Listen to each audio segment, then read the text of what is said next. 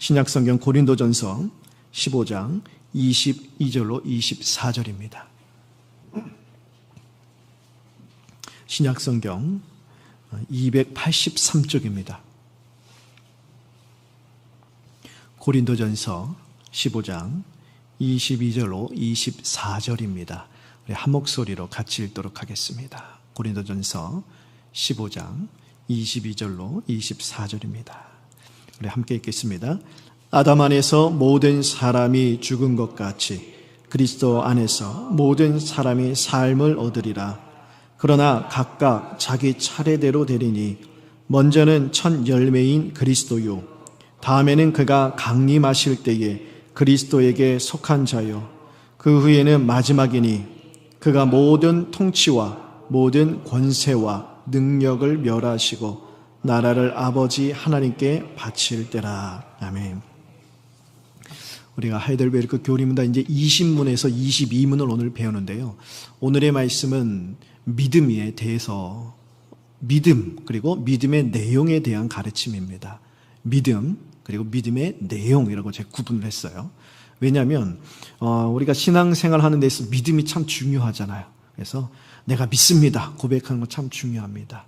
내가 확신합니다. 내가 예수님을 믿어요. 어떤 상황 가운데서 내가 하나님 믿습니다. 고백들이 중요해요. 근데 이런 믿음의 고백, 결단, 믿음의 헌신 참 중요한데, 그런데 믿음의 내용이 수반되지 않는 믿음의 행위는 위험하다는 거예요. 쉽게 말씀드리면 내가 믿습니다 고백을 하는데 무엇을 믿는지를 모르면 안 되는 것이죠. 내가 확신합니다 해요. 뭘 확신하는지. 내가 천국 확신해요. 근데 천국이 어떤 곳인지, 어떻게 하면 천국에 가는지, 내가 구원받은 거 확신합니다. 근데 그 구원이 무엇인지, 그 구원이 어떻게 이루어진 것이고, 그 구원에 지난주에 말씀드린 것처럼 그 구원을 주시기 위해서 우리에게 부어진 하나님의 사랑의 너비와 이 길이와 높이와 깊이가 무엇인지를 모른 채 그냥 믿습니다. 물론 중요해요. 그것도 어디예요? 그런데 위험하다는 거예요. 왜냐? 믿음의 내용이 없는 그냥 믿음, 확신의 내용이 없는 그런 확신은요, 결국 자기 중심적으로 흘러가게 되어 있습니다. 하나는 롤러코스터이죠. 어려운 상황이 닥치면 우리 자신 우리가 잘 알잖아요. 나의 의지 결단이라는 것이 오래 못 갑니다. 금방 꺾이는 거예요. 그래서 신앙은 믿는 것 자체로만 충분한 것이 아니라 이 믿음의 내용이 있어야 된다는 거예요. 한마디로 내가 무엇을 믿는지, 무엇을 확신하는지를 알아야 돼요. 내용도 올바른 내용이어야지 잘못된 내용을 믿으면 안 되겠죠? 더 위험해지는 거예요. 그래서 내용이 있어야 행위가 따라오는 것이고, 그것도 바른 내용이 있어야 바른 신앙 생활이 뒤따라오게 되어 있다는 것입니다. 우리 한국교회가 어떻게 보면 배우는 건 많이 해요. 그렇죠? 많이 배워요. 성경 공부 많이 합니다. 셀 모임, 제자대학, 우리 교회뿐만 아니라 다른 교회도 성경 공부 많이 해요. 근데 이렇게 배우고 공부하고 가르치고 막 또 배우고 많이 하는데 왜 한국교회가 이렇게 지탄을 받을까요? 왜 한국교회가 이 사회 가운데 이렇게 신뢰도가 떨어지고 이렇게 욕을 먹을까요? 행함이 없기 때문에 아닐까요? 행함. 배우기만 하는 거예요. 배우기만. 그래서 오늘 우리가 제가 말씀드릴 때 믿음의 내용을 배워야 된다는데, 물론 우리가 많이 배우고 있습니다. 근데 이 내용을 배우는 이유가 뭐냐? 지금 이게 중요한 거예요. 바른 내용을 배워야 여기에 바른 행위가 따라옵니다. 행위가 무엇이냐? 실천이죠. 삶의 내용이 따라오는 거예요. 우리가 믿음을 배우고 믿음의 내용을 배운다는 것은 결국 무엇이냐? 살아내기 위해서요. 무엇을요? 우리 믿음을. 믿음은요, 살아내라고 주신 것이잖아요. 하나님께서 예수님 말씀하실 때 우리를 빛이요, 소금이라고 말씀해 주셨죠. 근데 우리를 빛을 어디다 둡니까? 저 산골짜기에 둡니까? 아니에요. 사람들이 보도록 등경 위에 둔다고 했어요. 빛은 비추는 거예요. 저 산골짜기에서 아무리 나 빛이야 찬란하게 비추면 그건 무슨 소용이 있겠습니까? 어둠을 비추라고 하나님은 우리를 이 세상 가운데 불러주셨는데, 빛의 자녀잖아요. 우리 스스로 빛을 만들어낼 수 없는 존재예요. 빛이신 예수 그리스도가 우리 안에 있기 때문에 그리스도의 말씀대로 살아가면서 그리스도를 드러내는 거예요. 그때 그리스도께서 우리가 말씀대로 살아가는 삶의 자리에서 그리스도가 드러나면서 우리를 통해 빛이 드러나는 거예요. 그리스도의 말씀대로 살아가면서 우리가 이 세상 가운데 소금의 역할을 하는 것이죠. 소금과 같이. 야, 세상 사람들 열에 열은 다 이렇게 살아가는데 왜 당신은 왜 이러지? 야, 세상 열이면 열, 아무도 안 보면 빨간불에 다 가는데 왜 당신은 안 가지? 왜 그래요? 소금이니까. 소금은 뭐예요? 기능을 담당하는 거예요. 부패하지 않도록 기능. 우리는 뭐예요? 바르게 살아가는 기능을 감당하는 거예요. 이 세상에 주어진 질서가 있죠. 하나님 말씀뿐만이 아니라 이 세상에 있는 윤리적인 도덕적인 어떤 질서를 지키는 면에 있어서 마찬가지예요. 당연히 지키라고 준 것이잖아요. 그래 그걸 지켜야 사회가 유지되는 것이고 그런 것들 주의 말씀뿐만이 아니에요. 그래 우리는 삶 속에서도 그렇게 빛의 존재요. 소금 같은 존재로 살아가는 거예요. 오늘 이 신문에 보면은 이 신문을 먼저 보겠습니다. 이 신문 한번 질문을 읽어보겠습니다. 시작. 그러면 아담 안에서 모든 사람이 멸망한 것처럼 그리스도를 통하여 모든 사람이 구원을 받습니까? 자, 이 신문의 질문은 이거지요. 모든 사람이 그리스도를 통하여서 구원을 받는다면, 모든 사람이 아담을 통하여서 죄를 범했어요. 그렇죠? 그 모든 사람이 아담을 통하여 죄를 범했기 때문에 모든 사람이 죄 가운데 죽었습니다. 그렇다면 모든 사람이 반대로 그리스도로 말미암아 구원을 받아야 하는 것이 아닌가? 그걸 묻는 거예요. 자, 여러분 어떻게 생각하세요? 모든 사람이 아담으로 말미암아 죄로 죽었습니다. 그러면 예수님이 우리를 죄에서 구원하시기 위해 오셨잖아요. 그러니까 예수 그리스도를 통하여 모든 사람이 구원받아야 되는 거 아닐까요? 어떻게 생각하세요? 성경은 뭐라고 합니까? 사도행전에 주 예수를 믿으라. 그리하면 너와 내 집이 구원을 받으리라. 자, 자동적으로 구원받는 게 아니에요. 주 예수를 믿어야 돼요. 믿어야 돼요. 아, 그러면은 세상 끝날까지 살다 보면 예수님께 하나님은 사랑의 하나님이시잖아요. 그렇죠? 하나님은 사랑이시잖아요. 그러니까 하나님은 사랑이시니까 모든 사람들 다 예수님을 믿게 해서 구원을 받게 해야 하나님이 사랑이시죠. 이렇게 말하는 분들이 있어요. 이런 학파가 무엇이냐? 보편주의라고 하는데 또 다른 말로 만인구원설이라는 어려운 말로 만인구원설이라는 유니버설리즘이라는 이런 신학적 학파가 있어요. 모든 사람이 다 구원을 받아야 된다는 거예요. 왜요? 하나님은 사랑이시니까. 그래서 예수님을 이 땅에 보내신 이유, 죄인을 구원하기 위해서. 그러면 예수님을 믿어야 구원받아. 그래, 하나님은 사랑이시니까 모든 사람이 예수님을 믿게 하셔야 사랑의 하나님이다. 그러니 이 세상에 있는 모든 사람이 다 예수님을 믿게 되어 있다. 그러는 거예요. 좀 뭔가 앞뒤가 안 맞는 것 같죠? 왜냐하면 현실적으로 보면 모든 사람이 예수님을 믿어야 합니다요. 안 믿는 사람도 많아요. 근데 이러한 주장을 펼치는 사람들이 있어요. 이 주장이 극단으로 치우쳐서 어떻게 되냐. 세상 끝날에 가면 다 믿게 돼 있다는 거예요.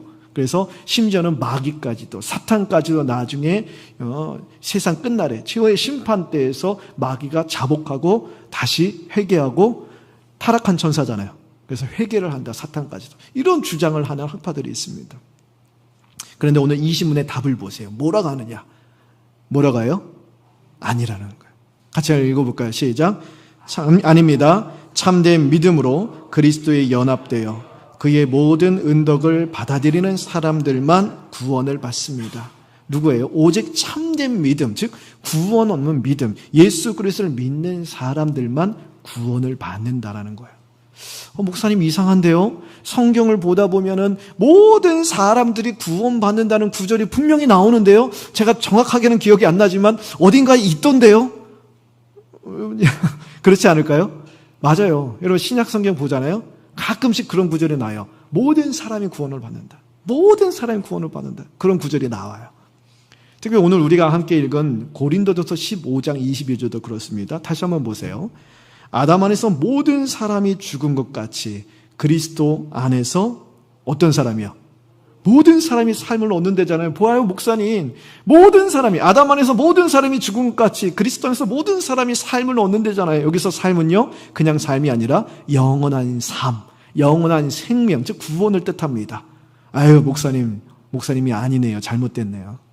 그런데 여러분 22절만 읽으면 안 돼요. 23, 24절을 보면 그 순서를 설명하는데 23절에 그러나 각각 자기 차례대로 되니 차례가 있다라는 거예요. 영원한 삶, 영원한 생명이 주어지는 차례가 있다라는 거예요. 어떤 차례요? 첫 번째는 그리스도요. 부활의 첫 열매인 그리스도.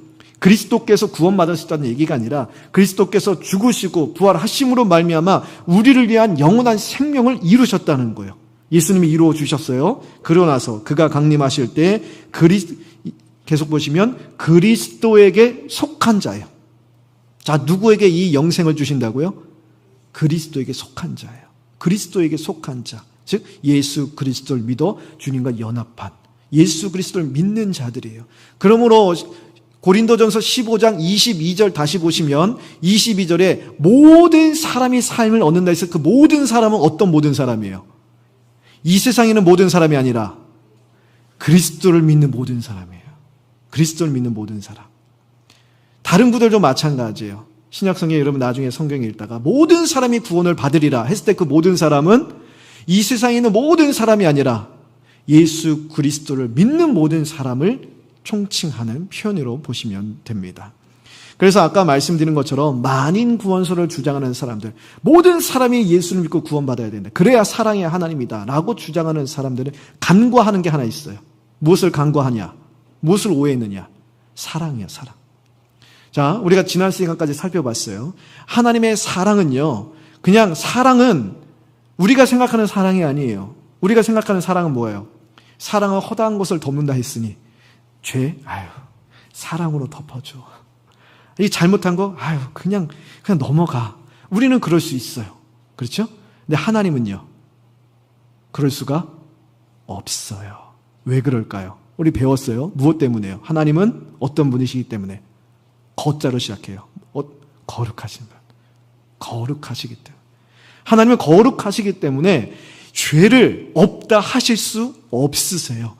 그러면 하나님이 하나님이실 수가 없어요. 하나님 앞에서는요, 하나님은 거룩하신 분이기 때문에 티끌과 같은 죄의 얼룩도 하나도 존재할 수가 없는 거예요. 그렇기 때문에 하나님이 우리를 사랑하시고 우리를 용납해 주시고 용서해 주시고 구원해 주시고 싶어도 죄가 있는 난 그렇게 하실 수 있다 없다?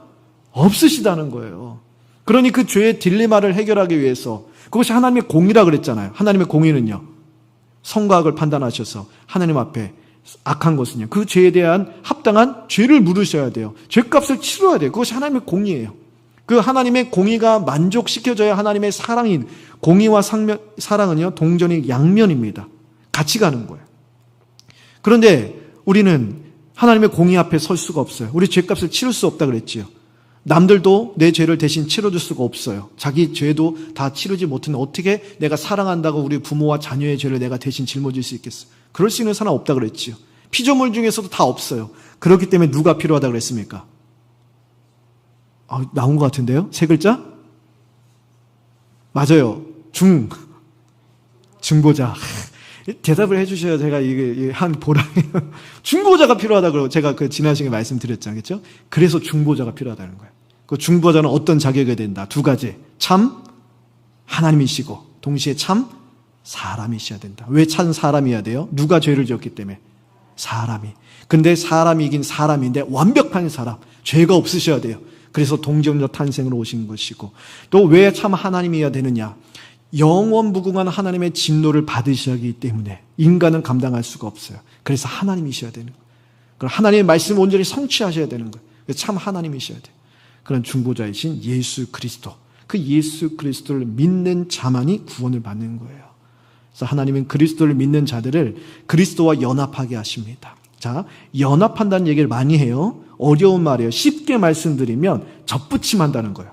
여러분 이거 화분이나 이게 꽃 같은 거 이렇게 좀 이렇게 관심 많은 분들이 있으면 그걸 접붙인다는 얘기 많이 하죠. 그래서 가지를 꺾어 좀 이렇게 해갖고 다른 가지를 딱 거기다 꼽아 놓으면 원 가지에서 생명이 영양분이 쭉 흘러나가서 그 접붙임 가지에 딱 흘러나가잖아요.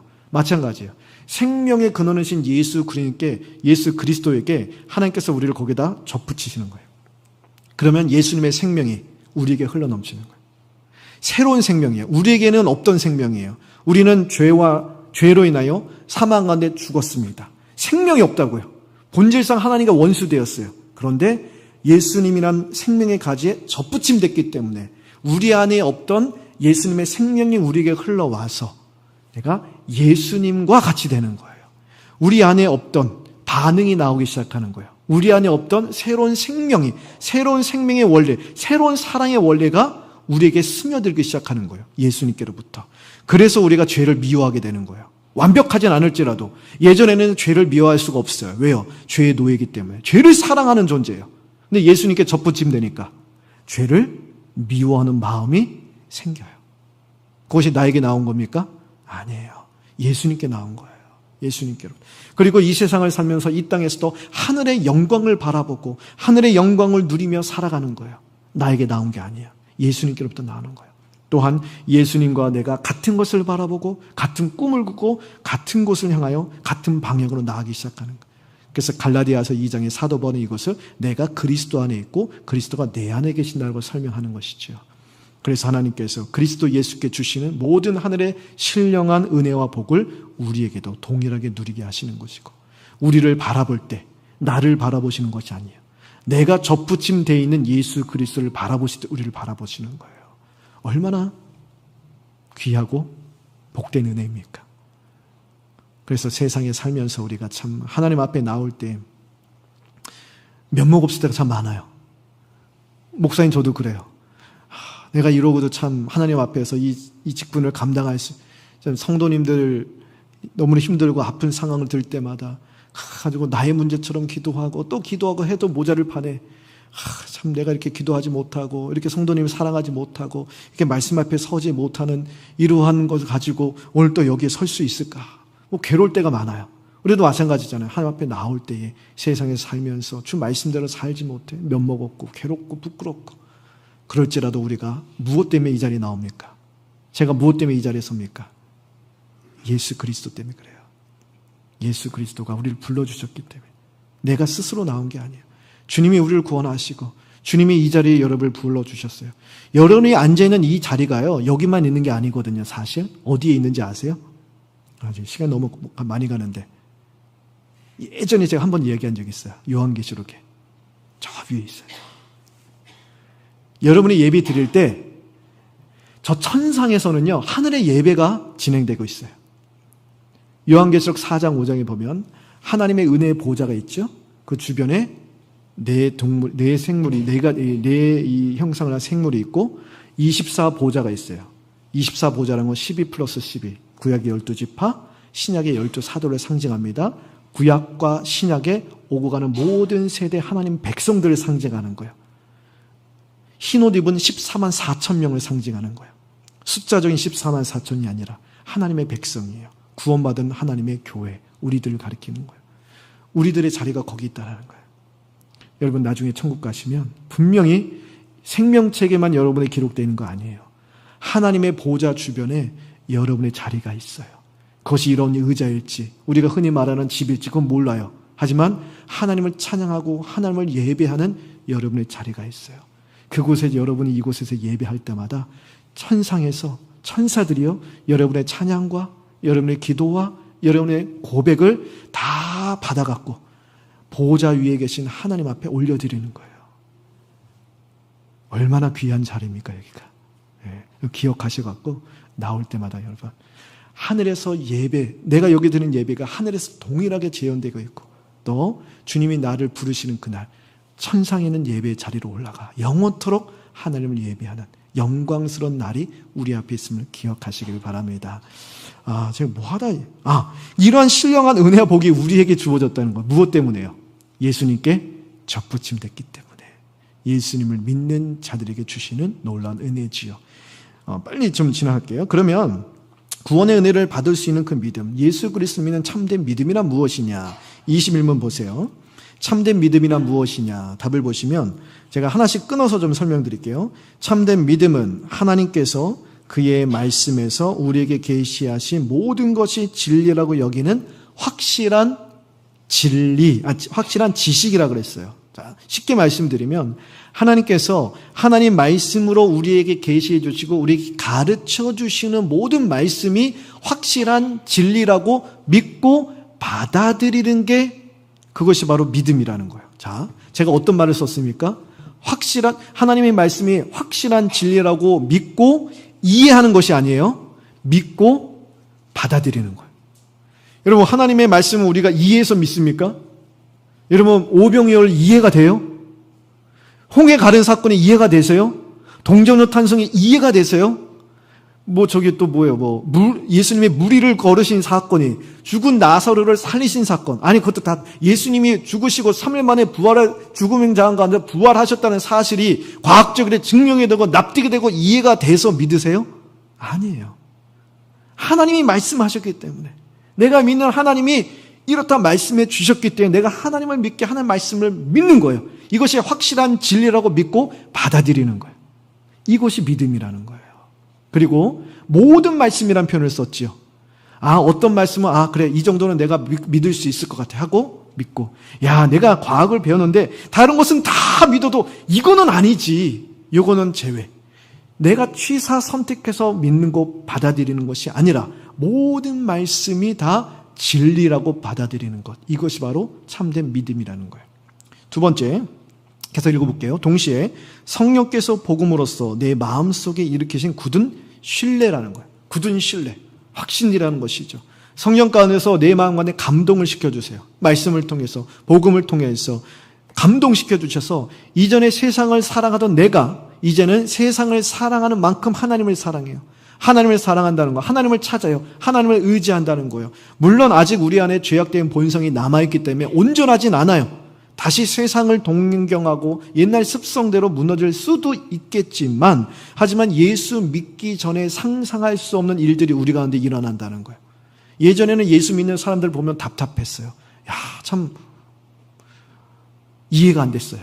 왜 저렇게 재미없게질이 예수를 믿어서 세상 향락 하나도 못 즐기고, 주일날 일요일날 저렇게 놀러도 못 가고 저기 가서 저러나, 그것도 돈을 내면서까지. 이해가 안 되는 거예요. 그런데 이해 안 되는 일이 나에게 일어난 거예요. 내가 이해할 수 없고 놀리던 그 사람들, 내가 그 사람이 된 거예요. 그런데 그것을 억지로 하는 것이 아니라 기쁨으로 해요. 왜요? 이것이 생명의 길이니까. 이것이 사는 길이니까. 이것이 행복이니까. 이것이 예수 그리스도와 함께 살아 이 세상에 알 수 없는 참된 평안과 행복의 길이기 때문에 누가 뜯어 말려도 내가 걸어가는 거예요. 예전에는 무척이나 즐겁던 쾌락들이 이젠 예전만큼 즐겁지 않은 거예요. 물론 여전히 그것들을 한두 번 더 추구할 수도 있습니다. 하지만 그럴 때마다 할수록 찜찜해지고 거북스러워지는 거예요. 이전에 없던 영적 기호, 영적 맛을 느끼는 거예요. 이전에 알지 못했던 맛들, 뭐예요? 하나님을 기뻐하고 하나님을 즐거워하고 세상 사람들과 느끼던 즐거움보다 우리 주님의 믿음의 지체들과 함께하는 영적인 즐거움을 누리기 시작하는 거예요. 하나님만의 기쁨과 평화를 누리기 시작하는 거예요. 그래서 하나님의 선하심과 인자하심을 신뢰하고 싶은 영적인 갈망이 마구 일어나는 거예요. 이런 것들이 참된 믿음이라고 하는 것이죠. 근데 여기서 우리가 주목해서 봐야 될 것은 이런 굳은 신뢰가요, 그냥 일어나지 않아요. 확실한 지식을 바탕으로 일어난다는 거예요. 확실한 지식. 다른 말하면 믿음의 내용이죠. 하나님과 예수 그리스도가 어떤 분인지를 알면 알수록 거기에서 우리에게 이러한 역사가 일어난다는 거예요. 지난 주일날 제가 말씀드렸잖아요. 하나님의 네 가지 사랑, 하나님의 사랑의 깊은 십자가 사랑, 우리를 높이 올려주시는 부활의 높은 사랑, 모든 어려움도 한계도 본성도 아픔도 상처도 뛰어넘는 하나님의 넓은 사랑, 날마다 새롭고 또 새로운, 어제와 똑같은 삶을 살아가지만 새로운 은혜를 부어주셔서 어제와는 또 다른, 환경은 똑같아요. 근데 다른 삶을 살아가는 그런 길고도 긴 신실한 사랑, 그 사랑을 맛보아 살아가는 거예요. 그것이 제가 새벽에 말씀드렸는데 그것이 바로 하나님 나라를 살아가는 거예요. 예수님이 이 땅에 오심으로 우리 안에 하나님 나라가 이미 임했습니다. 여러 번에도 하나님 나라가 임했어요. 우리는 하나님 나라를 살아가는 거예요. 그래서 찬송의 가사에도 그 어디나 주 예수와 동행하니 그 어디나, 하늘나라라 그러잖아요. 찬송가가 참 좋아요. 왜냐하면 성경적인 이런 진리를 바탕으로 찬송가가 이렇게 가사가 되어 있어요. 주님과 동행하기 때문에 그 어디나 하늘나라요. 왜요? 예수님이 우리 가운데 계시기에, 예수님은 하나님이시기에 하나님 나라예요. 그런데 우리 현실적으로 하나님 나라를 살아가는 것 같지가 않아요. 매일 아프고 슬프고 괴로울 때가 많아요.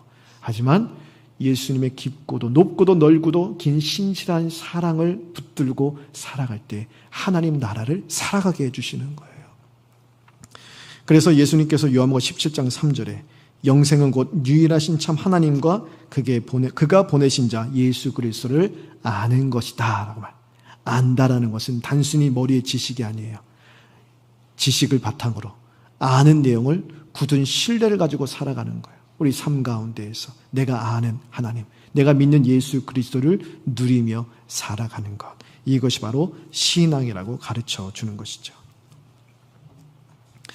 여러분, 교회는요, 하나님께서 주신 그런 동일한 믿음을 받았습니다. 우리는 한 예수 그리스도를 믿고요, 한 성령 안에서 한 신앙을 가지고 한 믿음의 고백을 하는 그러한 그리스도 안에 하나가 되었어요. 만약 믿음을 내가 만들어낸다면 서로의 믿음이 다 다를 거예요. 하지만 우리의 믿음은 하나님께로부터 주어진 하나님이 주신 선물이기 때문에 믿음의 정도의 차는 있을지라도 믿음의 내용, 믿음의 본질은 다 동일합니다. 그래서 우리가 교회가 함께 고백하는 그 믿음의 내용이 무엇인지 배우고 있는데 그것이 무엇이냐? 마지막 22문이 가르쳐 줍니다. 22문 보세요. 그러면 그리스도인은 무엇을 믿어야 합니까? 답을 같이 읽어보겠습니다. 시작. 복음에 약속된 모든 것을 믿어야 합니다. 이 복음은 보편적이고 의심할 여지가 없는 우리의 기독교 신앙의 조항들인 사도신경이 요약하여 가르쳐 줍니다. 그래서 23문부터 이제 사도신경이 나와요. 제가 지난 금요일날 말씀드렸는데 기독교 신앙, 종교개혁자들이 주장하는 기독교 신앙에는 세 가지 기둥이 있다 말씀드렸죠. 첫 번째는 사도신경. 사도신경 우리의 믿음의, 그렇죠? 믿음. 그 다음에 두 번째는 주기도. 주기도문은 소망이라 그랬죠. 세 번째는 십계명, 율법이에요. 율법은 사랑입니다. 믿음, 소망, 사랑. 그래서 하이델베르크 교리문답이 이 구조로 돼 있어요. 그래서 다음번부터 이 사도신경이 나올 거예요. 그래서 우리가 다음번부터 이 사도신경에 대해서 배우게 되는데, 만일 누군가가 여러분에게 도대체 예수를 믿는다고 하는데 도대체 뭘 믿느냐? 도대체 당신은 무엇을 믿느냐? 이런 질문을 받잖아요. 당황스럽죠. 그렇죠? 혹시 이런 질문을 받아보신 적 있으세요? 며칠 전이죠. 갑자기 이렇게 집에서 밥 먹고 있는데 제 첫째 상진이가 오더니 아빠 그러더니 복음이 뭐야? 딱 그러는 거예요. 안 놀라세요? 복음이 뭐야 그래요. 자, 여러분 한번 입장이 돼보세요. 갑자기 집에서 밥 먹고 있어요. 근데 여러분 자녀가 와서 아빠, 엄마, 복음이 뭐야? 하면 그래 복음이란 나올 것 같아요, 여러분. 목사님 저도 갑자기 밥 먹다가 아들이 아빠 복음이 뭐야 하니까 그래 복음이란 말이에요. 그러면서 제가 간단하게 설명해 줬어요. 뭐라 했냐? 이걸 얘기했어. 너 사도신경 암송하냐? 사도신경. 그래 내가 간단하게 해서 두 가지만 기억해. 자, 예수님이 누구시고 예수님이 무엇을 하셨는가? 그것만 기억하라고 했어요. 그 두 가지면 복음이 다 되는 거예요. 그렇죠? 예수님이 누구세요? 대답하실 수 있죠? 예수님이 무엇 하셨어요? 그게 전부예요. 그게 복음의 전부예요. 그리고 그것이 바로 사도신경에 다 녹아져 있어요. 그래서 우리가 사도신경은요, 우리 기독교 신앙을 잘 요약하는 확실한 지식이고 우리 믿음의 고백입니다. 우리가 다음번부터 사도신경을 잘 배울 텐데 이런 고백을 통해서 과연 우리의 믿음이란 무엇이고 또한 내가 무엇을 믿는지, 내가 믿는다는 것이 무엇인지를 잘 정리해서 우리가 어떤 상황 가운데서도 흔들리지 않은 그런 믿음의 견고하게 서는 저희 모두가 되었으면 좋겠습니다.